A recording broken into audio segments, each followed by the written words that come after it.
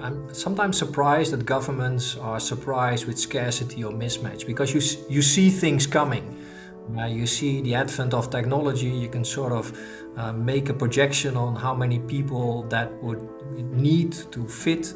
You see e-commerce coming up, you see aging population, so people leaving the workplace, and you can make those calculations. So what we did, we saw the mismatch and the scarcity coming. What does that mean for a company like ours? Or for recruitment in general, by the way. So recruitment is pretty straightforward. You need someone, you put out an ad or a job posting, whatever you do, people react, and then you make a selection. But we knew that less and less people would be reacting to that. It's going to be changing from a client market to a candidate, a talent market. So that's important. So we concentrated on creating this biggest data lake possible of now currently some 200 million people that we are in constant contact with.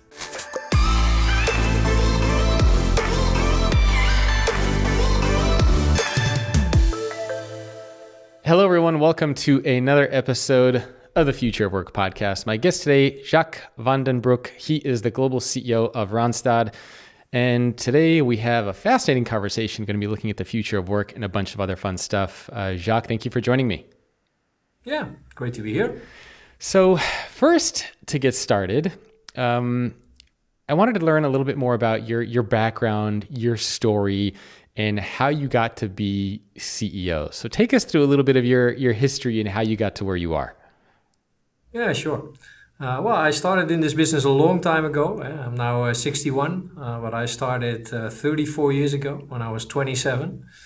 Pretty coincidental. I studied law, found out during studies that I didn't want to be a lawyer, but then still finished it because it's a good entry point to whatever. Yep. And then I landed a management trainee job, which I thought was a good basis to start and learn. I knew I was going to be working in private sector and commercial. Worked there for 1.5 years, was okay-ish. And then like probably 50 to 60% of the people that join us, I was approached by a Randstad consultant that I knew privately and said, you might want to fit in nicely with us. And why don't you come over and we'll have a conversation? And I started from the ground up, very small, typical high street branch, 2 units, 4 consultants. And I liked it immediately. You sort of own your own store. Yeah. It's very fast paced. At the end of the week, you've seen your results, how many people you have at work, how many new clients you had. And I entered when we were very fast growing as a company. So 20-30% organically. So there was not a lot of time to train me. So I'm one of the worst trained persons in the company probably.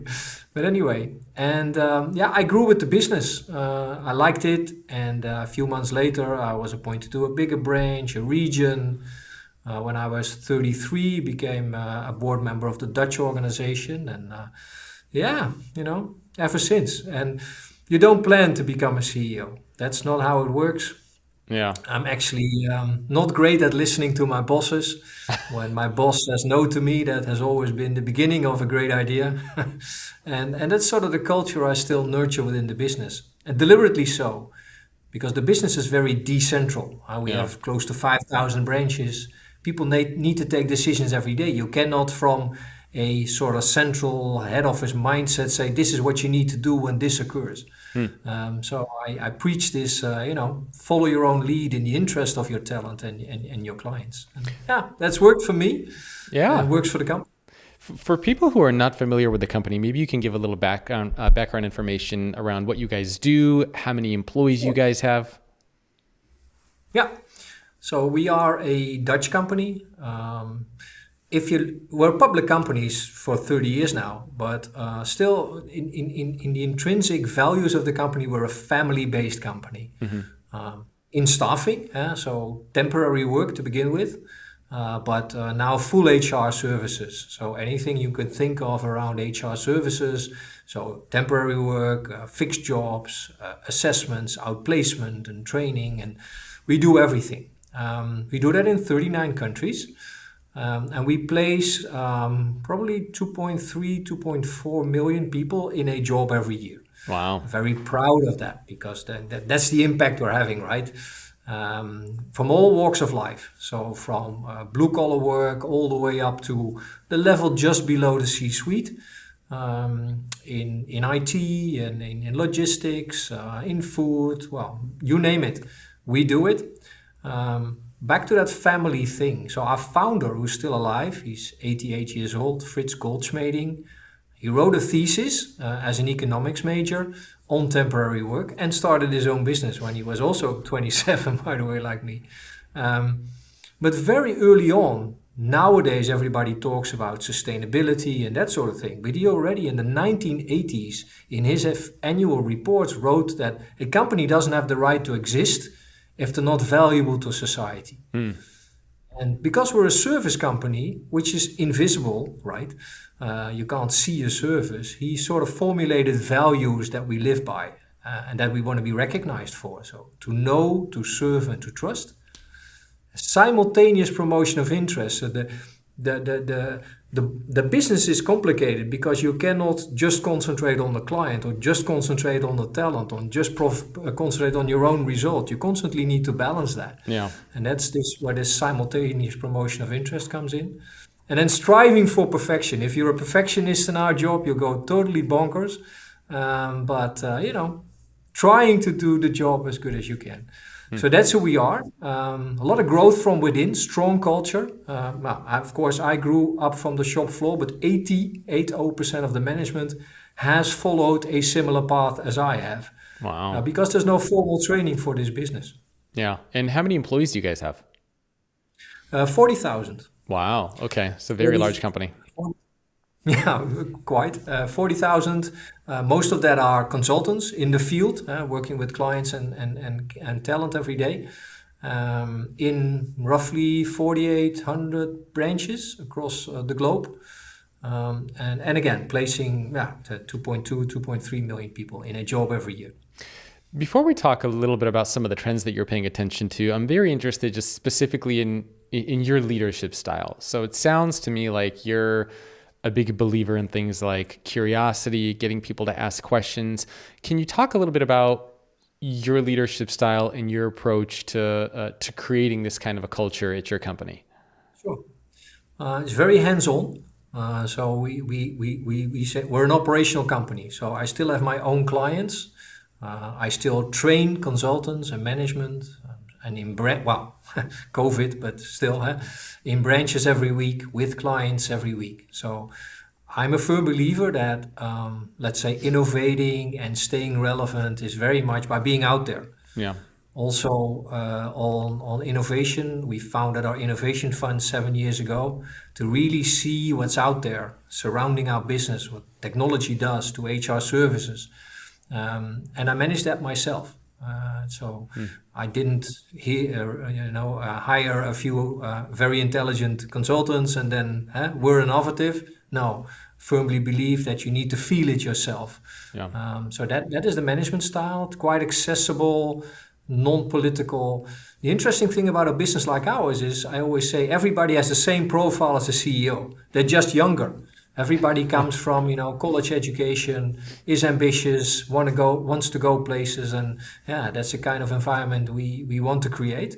That's why growth is so important, because of course, I grew in the business. When I started in the business, it has less than 1 billion revenue. Today, 24 billion. And when the business grows, people can grow and people can make a career with us. And that's very important. What are some of the trends that you're paying attention to when we think about the future of work? Obviously, you're working with a lot of companies, a lot of different geographies. What's catching your attention in the world of work at the moment? Yeah, well, we of course saw what the labor market was coming to. I'm sometimes surprised that governments are surprised with scarcity or mismatch because you see things coming. You see the advent of technology. You can sort of make a projection on how many people that would need to fit. You see e-commerce coming up. You see aging population, so people leaving the workplace, and you can make those calculations. So what we did, we saw the mismatch and the scarcity coming. What does that mean for a company like ours, or for recruitment in general, by the way? So recruitment is pretty straightforward. You need someone, you put out an ad or a job posting, whatever you do, people react, and then you make a selection. Yep. But we knew that less and less people would be reacting to that. It's going to be changing from a client market to a candidate, a talent market. So that's important. So we concentrated on creating this biggest data lake possible of now currently some 200 million people that we are in constant contact with. So of course, when I was when I was a branch manager, I could only in my head have around 100 to 150 people. When they left, I could never stay in contact with them, which is a pity because many temps start with us as a temporary worker when they're relatively young in the early part of their career. So we saw that technology would enable us to stay in contact with people throughout their working life, and that is very much what we're trying to do. The added value is that, we are and we stay a relevant partner for you. Where are you in your job life? How do you match up to people with the same profiles? Are things changing in your life? You get a family, you want to work from home, that sort of thing. Well, you can come to us and we can have a discussion. And that starts with technology, artificial intelligence. But at the end of the day, it always ends up with a conversation like we're having. We call that tech in touch. So that is very important. On the client side, we saw that companies would be, in need of people, not just in need of people, but also at the same time having the big challenge of keeping their own workforce fit for the future. Because on the one hand, we see, scarcity, tough to find people. At the same time, and the sectors are technology, healthcare, education, anything around e-commerce. At the same time, there's still many people, millions, who are in what we would call repetitive white-collar jobs. Yep. Banks, insurance companies, governments. Those jobs will disappear. So working with our clients and with people into those organizations to say, okay, where can we get you to? And ideally matching the supply and demand. That is really what we see coming. We're very active there, advising governments, advising individual talent and companies. But that's a hard journey. Yeah. It's a hard journey to really be aware of what's happening. So let me give you an example. We did a questionnaire, a survey amongst a few thousand people, and we asked them who's responsible for your career, for you, providing for you, for yourself and your family. And just 25% of people said me. 75% said the government or my employer. And that's a big misunderstanding. Yeah. It is 100% you. And we're trying to, be an advocate for this responsibility. Oh, I'm a big believer in that too. I mean, I always tell people you can't rely on educational institutions or on your companies to teach you everything you need to know to be successful. You got to look out for yourself. And I think this is a big mindset shift as well, because I think a lot of people believed, over the past 20, 30, 50, 100 plus years that your company would take care of you, that the government would take care of you, that if you needed to learn something, your company's going to teach you or you're going to learn it in school. And now we're seeing that that's not the case at all. And everyone has to have a little bit of that entrepreneurial mindset, that push, that drive, because ultimately it's up to you. And I'm actually very shocked that only 25% of people said that they were responsible for their own careers. I mean, that's crazy to me. Yeah, well, and talking about the companies, they do regard it as a responsibility, not just to train people to do the work in their company, but also to train people to make them employable outside of the company. But in a way, the majority of my clients are struggling with the fact like they've got this great infrastructure of testing and training tools and that sort of thing. But people are not flocking to it. They sort of shy away from is this really necessary? Yeah. So it sounds like obviously there's a lot of talk of the Great Resignation. So you were not surprised by that. It sounds like you had data, you had research, you saw this coming, and when people started talking about it, you were like, yeah, well, we knew this was coming. Yeah, So you weren't true. surprised. No, we weren't surprised. And something interesting happened in the beginning of COVID, in the first year of COVID, and now. In the first year of COVID, actually, people were quite happy with their employers. They Hmm. were quite happy with the fact that they were taken care of. Of course, everybody was sort of, what is this? And that sort of thing. And working from home and that sort of thing. Most companies handled this relatively well. Yeah. They stayed good and well in contact with their people. How are you doing? That sort of thing. So that was good in the first year. And we do these researches frequently, at least once a year. But in the second year, like now, we see this great resignation, and we call it the age of enlightenment. And all of a sudden, people are like, well, by the way, how dependent am I on my employer? Yeah. Because in the first year of COVID, we all talked about the mass unemployment that would stay, but that didn't happen. And I said that COVID is a blip.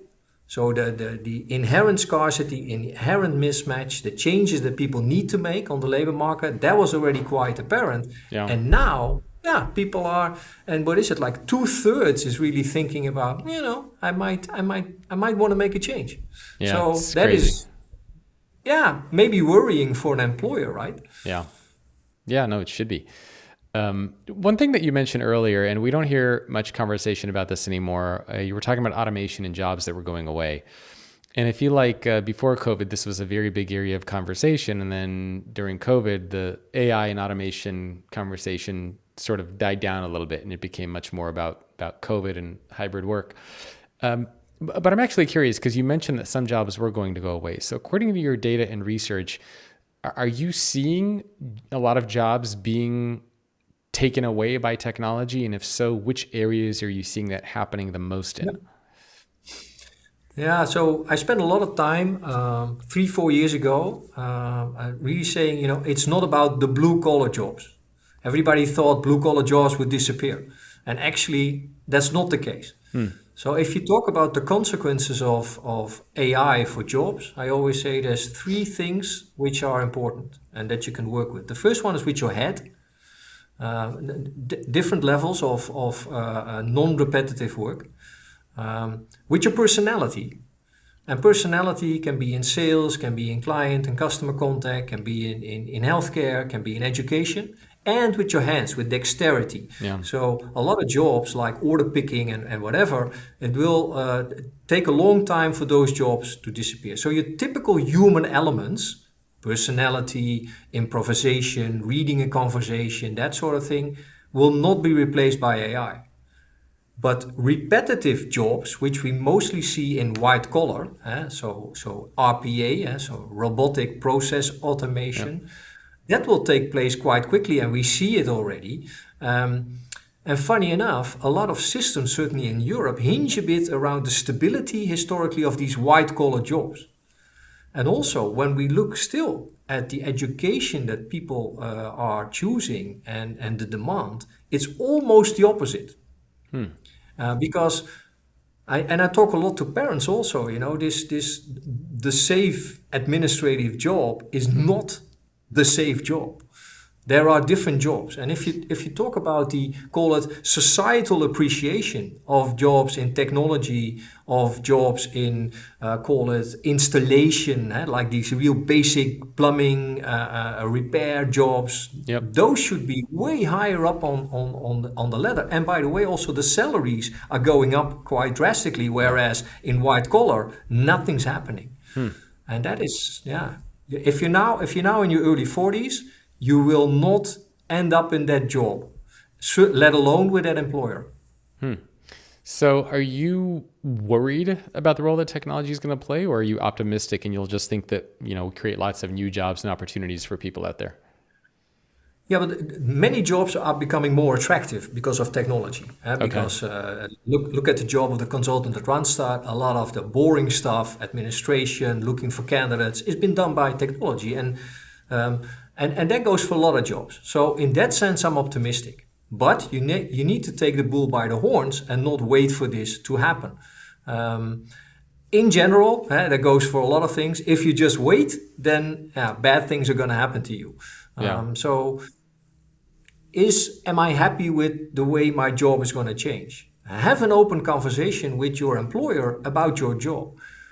I'm having many conversations with my clients where I say you should just say to your full workforce that you can't guarantee and you're not sure that everybody will be working with you or in the same job in the next 3 to 5 years. And this is a big debate that you want to have a discussion with everybody in the company.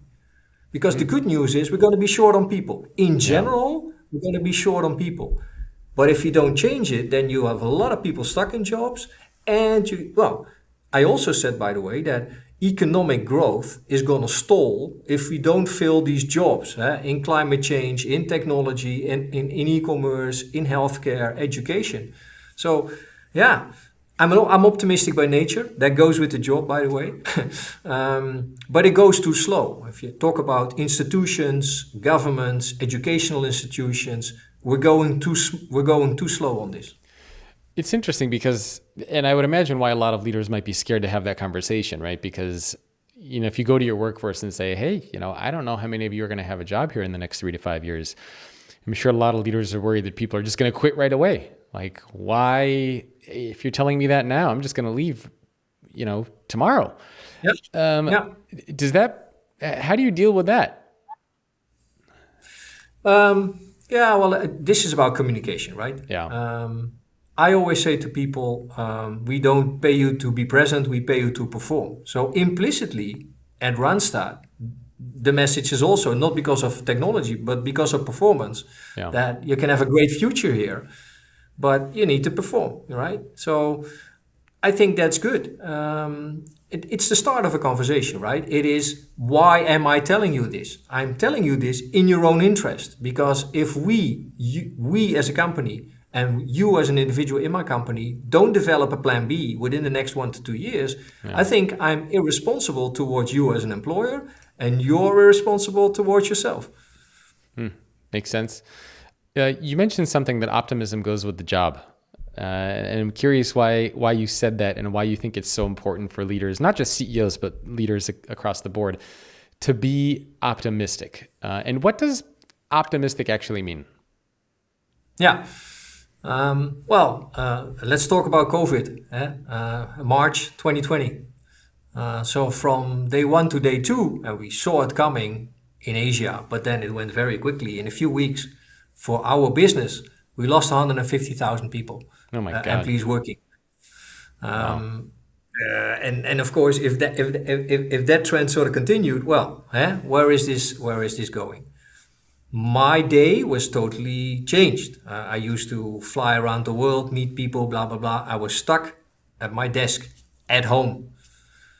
And everybody was feeling that.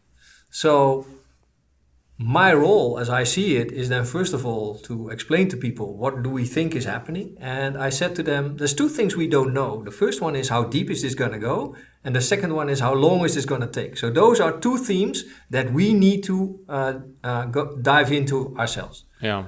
Let's first go to all our clients. Let's go first to all our companies, have the conversation with our clients, what they are feeling. So I try to push the energy outward, so to say, and not staying at home. Of course, you stayed at home, but you visited everybody virtually.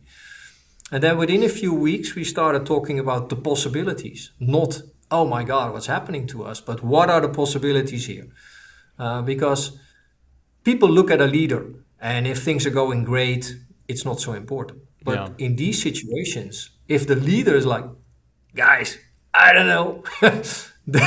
So what do they think?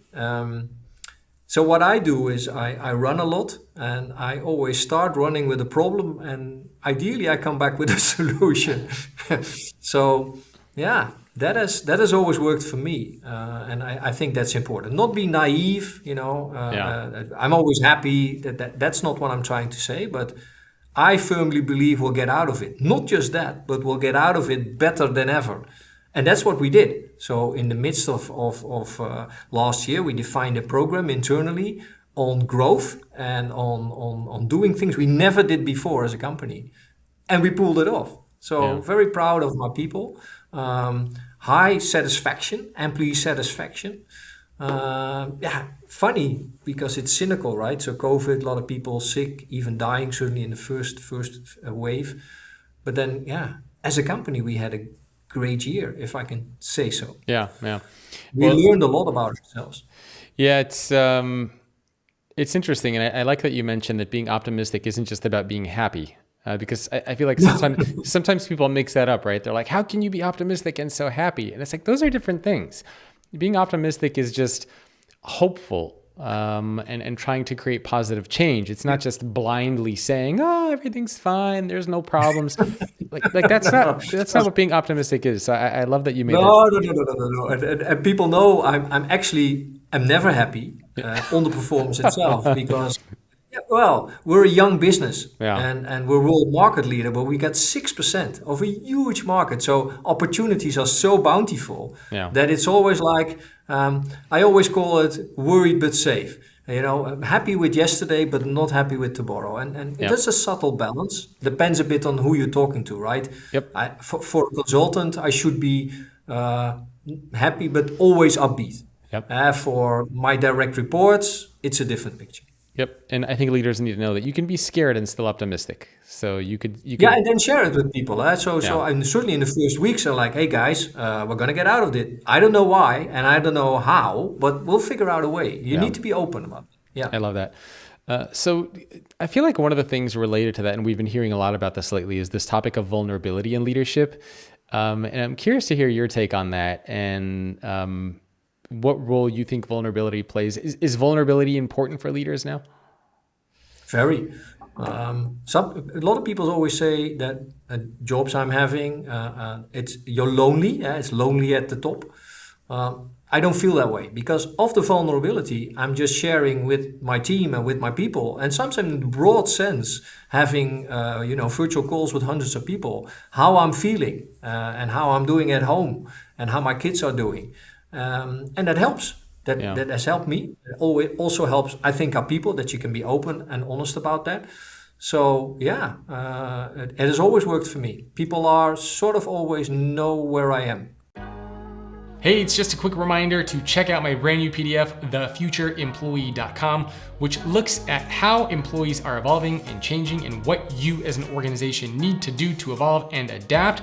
You'll get a complete breakdown of what that evolution looks like, as well as action items that you should be taking. It's an invaluable resource and you can grab it at thefutureemployee.com. Again, that's thefutureemployee.com. And now back to the show. What does vulnerability actually mean? Because I feel like a lot of leaders sometimes struggle. Does this mean just like sharing everything about yourself? Or how do you conceptualize what vulnerability means for other leaders out there? Yeah, well, it's I also use it in a way. So, Hmm. for example, sales is very important Yeah. in any business, but certainly in our business. We're a low margin, highly competitive business, so sales is important. So I share, and I'm good at sales, by the way, but I share the fact that I'm still nervous. I'm nervous for a pitch. I'm nervous on meeting new people, and certainly in this virtual way, how to connect with people. And I share that with Yeah. them. Uh, Two things. First of all, he also has that, of course. But the second one is that I also talk about overcoming that vulnerability by just doing it, and therefore setting a bit the scene. Like we're all in it, but it doesn't stop with just feeling anxious. You got to do it, and the more you do it, the better you get at it. So that's important.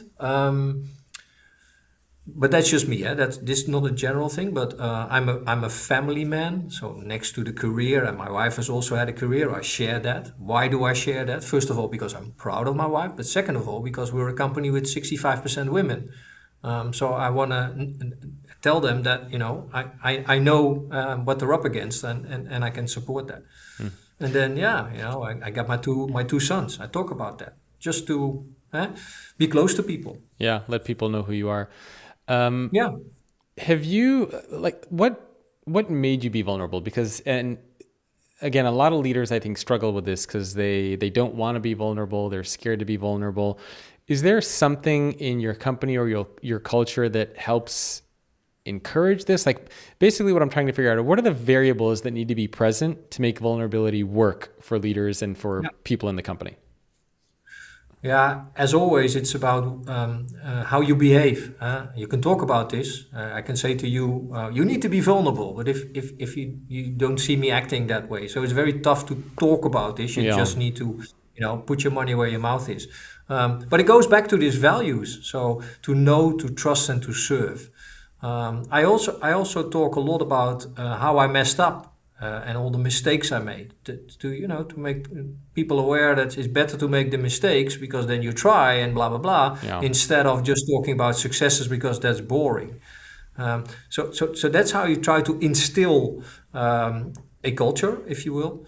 And I mentioned I also train. So in our company, management always trains, and training. We train teams, so it's not you go to a classroom where there's people you never met, they're colleagues, but you don't work with them. No, you train with the people you see every day because improvement lies in improving the team, and then the real stuff gets to the forefront, and that all helps. So there's many aspects of our culture that vulnerability is good. Yeah. Have you ever had, either for yourself or for members of your team, stories of when vulnerability backfires? Like when you share something and, I don't know, maybe people use it against you or people see it as a weakness. Has that ever happened for you or anybody that you know? No, not really. I think the reverse. So, for example, I find it still very tough to fire someone. So when on a Monday I need to fire someone, the whole weekend is like, oh shit, there's something. I gotta fire this guy. It's like going to the dentist. I share that. So yeah, and things go wrong, but yeah, I don't care about right or wrong. I care about doing and trying again and that sort of thing. So the trust has never been. No, I think we, as a company, we have sort of a cleansing mechanism where people sort of fall out because the majority comes in young. So this is what people know, and that's how they're being brought up. So yeah, you get this again cleansing mechanism of politics and that sort of shit. Yeah. What about for leaders who want to be more vulnerable and they're listening to you and they're thinking, wow, Jacques really doing a great job of this. I want to be more vulnerable at my company. How do I start? Where do I begin? Like, how do you embrace vulnerability and be okay with sharing and making mistakes? Because again, this is really hard, I think, for a lot of people in general at work. So if they want to emulate what you're doing, how do you, any steps, any things that we could do? Yeah, sure. Well, first of all, is in general, by the way, be who you are. You cannot be a different person at work. That's very tiresome. Also, it goes with communication, right? So I'm sitting here with Elise, and when we communicate externally, we tell the truth. So when we're not doing well in the US, for example, whatever, we're doing well in the US, but in theory, in a business, I always say why that's the case. Not because we're unlucky or we had the wrong clients. Yeah, we just didn't do that well, and we had to replace people in the team. And the truth always helps because you can be consistent with the truth. Second of all, it is what is important to you in your life. So I value my family, and therefore I'm vulnerable on my family. But it has a bit of an instrumental thing to it because you need to talk about and think about what you want to improve in your company. So if I want to improve the sales capacity and the risk taking in sales of my people, I talk about my own vulnerability in sales. So and that might be different per company and per business, but so aim your vulnerability at two things: you and what you want to improve in the company. I like that approach. Yeah, I think it helps create that trust and that connection. And maybe one more question about this is, are there any barriers that keep people from being vulnerable? So again, you've worked with a lot of companies, and I'm sure you pay attention to some of this stuff. What are some of the factors that kill vulnerability or that keep people from being vulnerable? Yeah, it's more the fear of the unknown. You mentioned it yourself. Like, if I do this, what could be the risk of me doing that? Yeah. And in general, I like taking risks. So my former CFO would never let me use the sentence from Ayrton Senna. So if you're fully in control, you're not going fast enough. So you got to embrace that. In our business, that's okay, because this is not a business where if you make one mistake, it will hurt you for 10 years.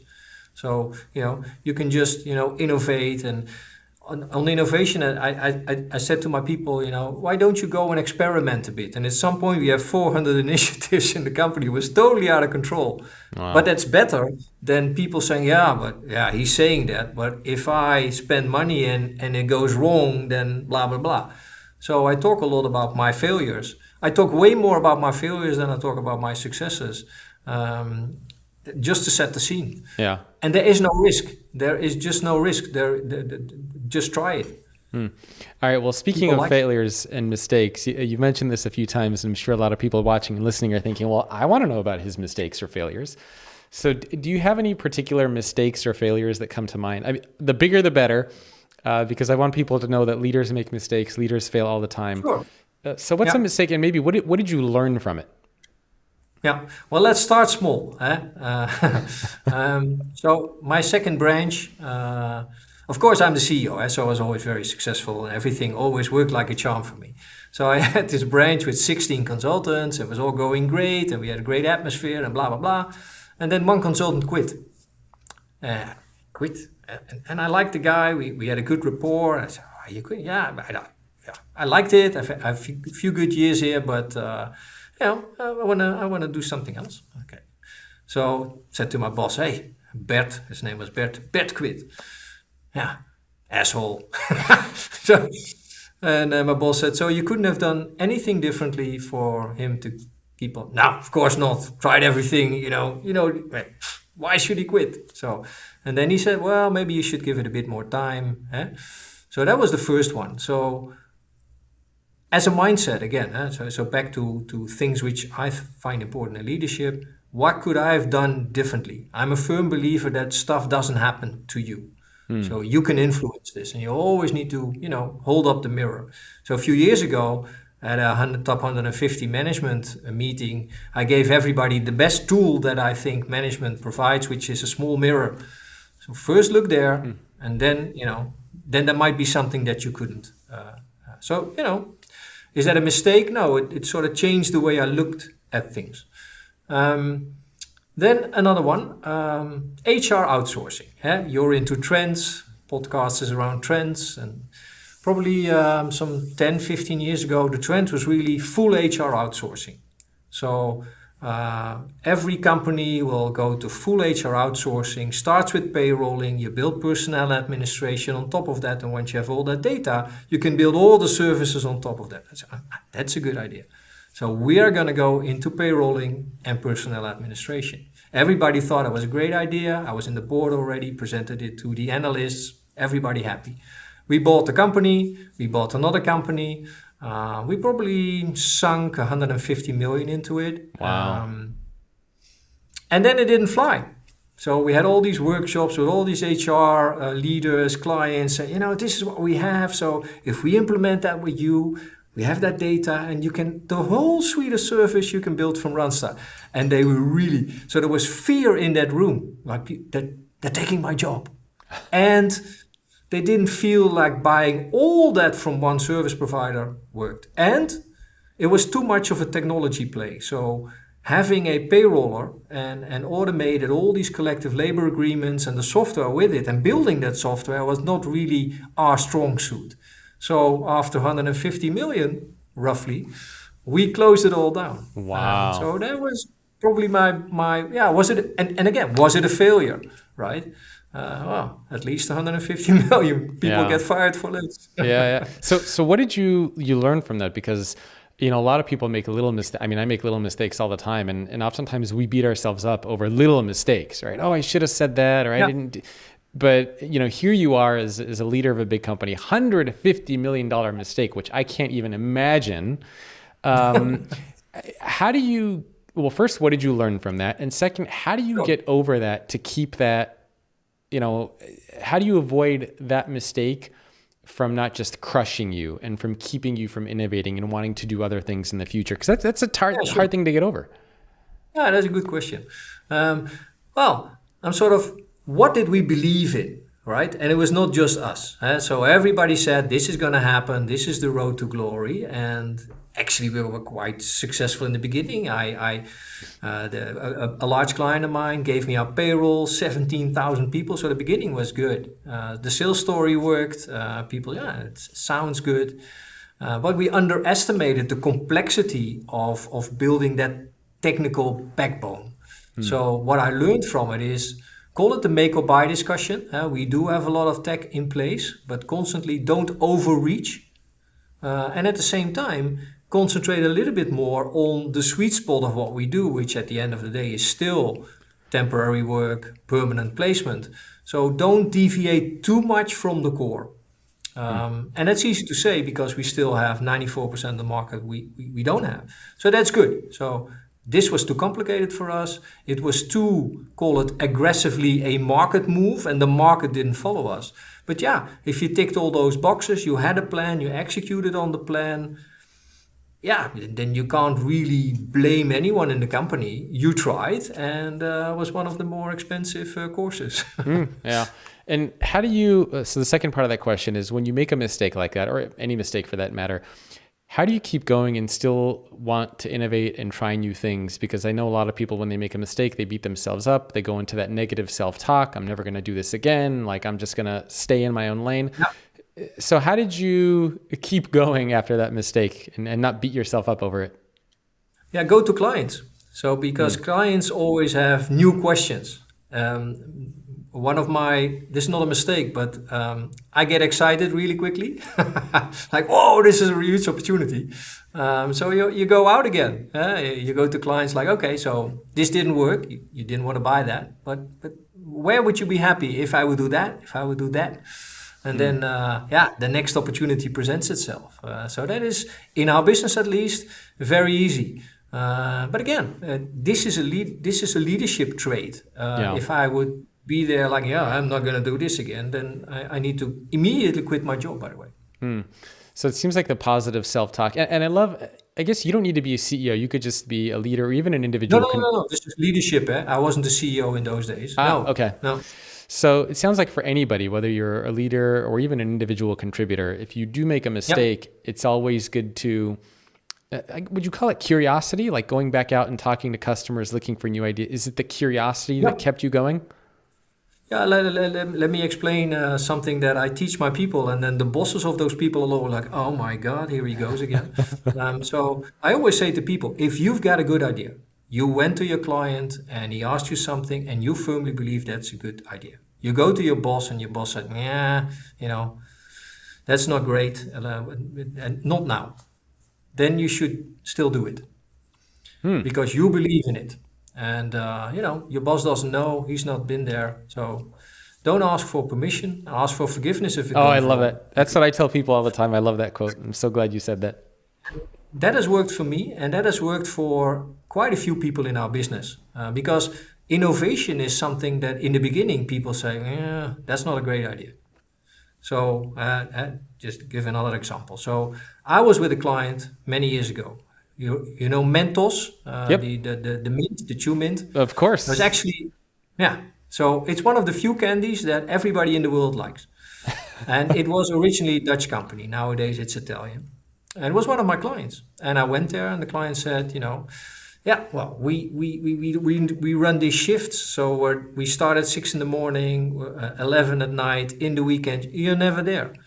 In the weekend, I have this student pool and it needs more management, but can't you chip in? I said, well, sure. Why don't I, put a branch inside your factory? Oh, well, that's a good idea. And I just go with your shift. So I called head office in those days. I was 29. And I said, I'm opening up a new branch. Oh, okay, where? Yeah, at a client. No, we don't open up branches at clients. So in little cities, you're new, right? Yeah. No. So, okay. So I said, well, anyway, and I still had 2 desks and a computer. So I just started that branch. So, a few weeks later, 150 people at work called me from head office. Where was this new branch again? This number 2000, whatever. I said, that's at the client. Oh, so today we got 2,200 of those. So if I would have listened to my boss, I probably wouldn't have done that, and maybe someone else would have done it. But Yeah. then still, right? Outplacement, the same. I went to a lot of clients and they said, yeah, well, you want to place people, but we're automating. I got an older workforce. We need to get rid of people. Do you also do that? Of course. So asked here, the management, they said, nah, that's not a great idea. Still did it. Today we got a thriving outplacement business. So, you mess up, but it's all about trying. So don't listen to your boss is the advice. I love that. If you got a good idea. If you got a good idea. If you have a good idea. So I suppose in order for that to work, though, you need to have that kind of a culture, right? Because I think people are comfortable doing that at Randstad because you encourage that. But at the same time, I'm sure there are a lot of companies out there where if somebody were to do that, they would get fired right away. Or they would, like people don't always feel comfortable doing that. So I'm trying to imagine like what is required to create that corporate culture? Because I think you're a unique CEO who encourages these things and is vulnerable and says, don't listen to your boss. If you have a good idea, do it anyway. Like I got your back. A lot of leaders aren't like that. So how do you, how do you make that happen? What can I say? Yeah. So let's say, Well, actually, but I do think is that a lot of leaders are like that, but people just say, no, you should, also with our answer that you shouldn't do that because you'll get fired. So, but then you need to have a discussion, and that's what I said. I'm visiting branches, and leadership visited the branches. We're very, very, operational company again. So we're having that discussion, and then you're just, sitting on the edge of a desk, saying, okay, so what are some client questions? Well, that and then that. Okay, so have you tried it? No, I've not tried it because maybe it's not allowed. Well, is there someone who told you it wasn't allowed? No, actually, no. Why don't you try it? So that sort of, there's a lot of misconception. Also, when leaders still, if you would ask them, they would say, no, it's totally possible, do this. So people sometimes move themselves into a corner which is not necessary. But it is this, it is what you talk about, right? So what you talk about gets It's kind of an analogy. So I play a lot of chess. And by the way, one of the world's top chess players is from where you are, Anish Giri, Dutch player. And so I play a lot of chess. And, one of the things, whenever I'm playing chess, I take lessons with a grandmaster and we go over my games. And sometimes when we go over my games, he says, how come you didn't make this move? Or how come you didn't do this? And I said, it looked scary, or, I thought I was going to get checkmated. And, in the chess world, he says, you're seeing ghosts, meaning like you didn't do something because everything was fine. There was no threats. Nothing bad was going to happen.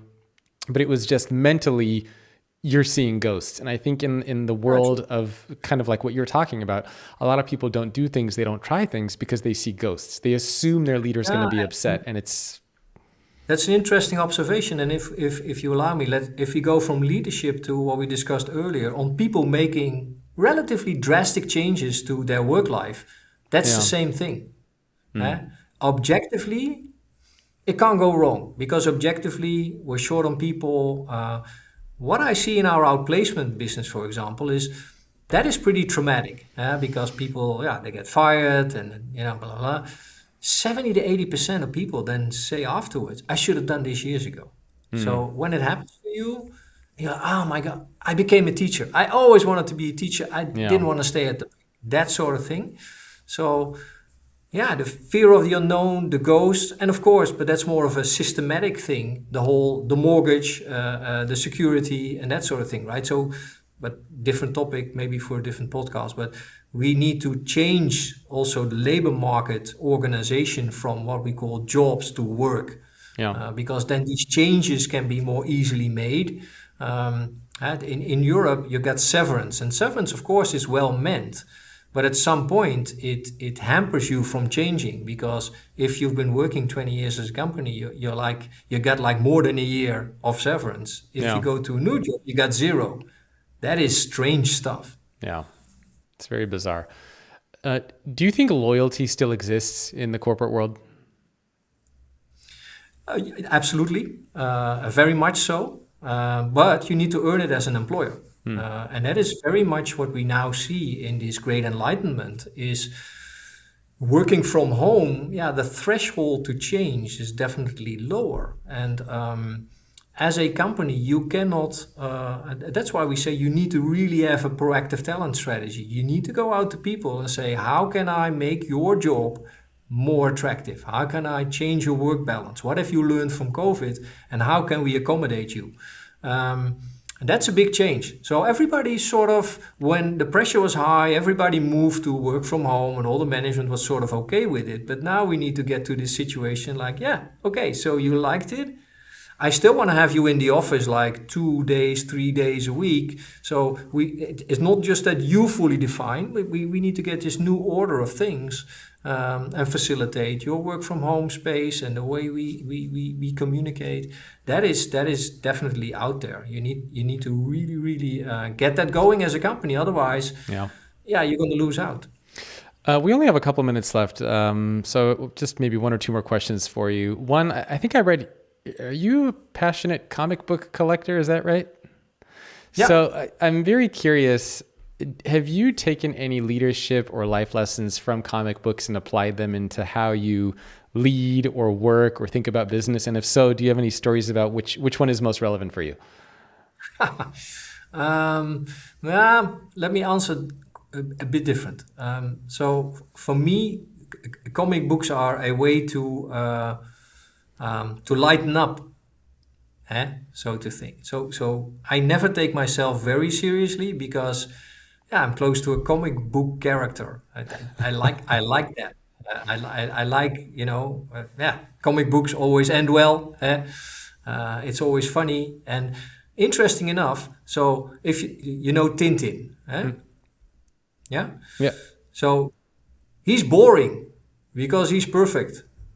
And all the characters around him are sort of funny because they're imperfect. So, I see myself not as the boring sort of, always right person, but I see myself as the characters around it who are impatient and sometimes they mess up and that helps to not keep myself too seriously. The Adventures, so that's Adventures of Tintin, I think is the comic. Yeah, I've heard of that.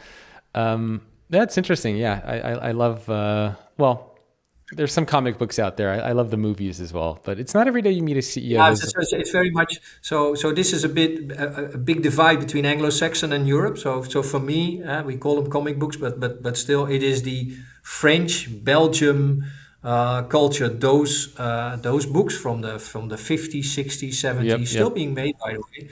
So and comics, the American ones, that's not what I like. The Superman, the Batman, that's not what I collect. No. Got it. All right, and maybe last question for you to wrap up. So for people who are listening to this, most of them are usually leaders in some capacity.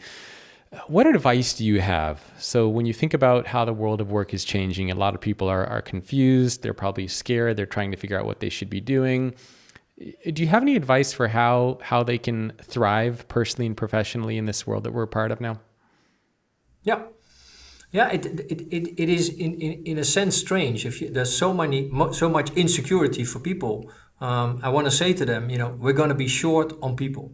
People are going to fight for your qualifications, but you might be in the wrong job long term. So you need to find out with your employer, who's very open to that conversation, what you will be doing 5 years from now. And you need to really dive into what makes you tick in your job. And it might be that just 10-15% of your current job might be the core of a totally different job. So be open, again, talk about it with your employer. That might sound scary, but if your employer is going to give you a hard time because you go to him like you're unsure if you want to stay with him, then you're with the wrong employer anyway. So take that risk. There's lots of great jobs out there, but consider a very open job change. Of course, you can go to the likes of us to talk about employability, jobs of the future which are going to be in demand, and the type of training you need to do. We do these employability scans, so that might be helpful. Don't be insecure, but it is absolutely your responsibility to stay employable, to stay attractive for the labor market. Yeah, I love that advice. And I love the kind of the permission for people to understand that if you're working for a company that doesn't allow you to do these things, where you can't be vulnerable, you can't bring your ideas, it's okay to admit that maybe you're part of the wrong company and you're working for Yeah, the wrong leader. and you're in the lead. Yeah. So go somewhere else. Don't get stuck in this traditional employer-employee thing. Yeah. Life is short. So you gotta, and I love the message of you True, gotta take control true. over yourself. Yeah, yeah. At my age, it gets shorter every day. Yeah. Well, where can people go to learn more about you and your company? Any links or resources that you want to provide for people? Yeah, well, we have the Randstad Employer Branding Research, which is very much about what makes people tick in the workplace, what they appreciate, and also the jobs of the future, capabilities. We have the Randstad Work Monitor, which sort of tells you a bit about motivation of people. This great enlightenment comes from that. Yeah, it's all sorts of research accessible on our website, whatever makes you tick. Also more sectoral, finance professionals, IT professionals, whatever your background is. So, and if not, just walk into a branch. Very cool. Well, thank you so much for taking time out of your day. I mean, I loved your insights and stories and some of the things that you shared. So thank you again. Really appreciate it. Yeah, it was fun. Okay, bye-bye. And thanks everyone for tuning in. My guest again has been Jacques van den Broek. He is the global CEO of Randstad, and I will see all of you next week. Thanks again for tuning into today's episode. Please remember to rate and review the podcast on Apple Podcasts or whatever your preferred channel is. I cannot express how important those reviews and ratings are to the success of this show, and they keep allowing me to bring back amazing guests.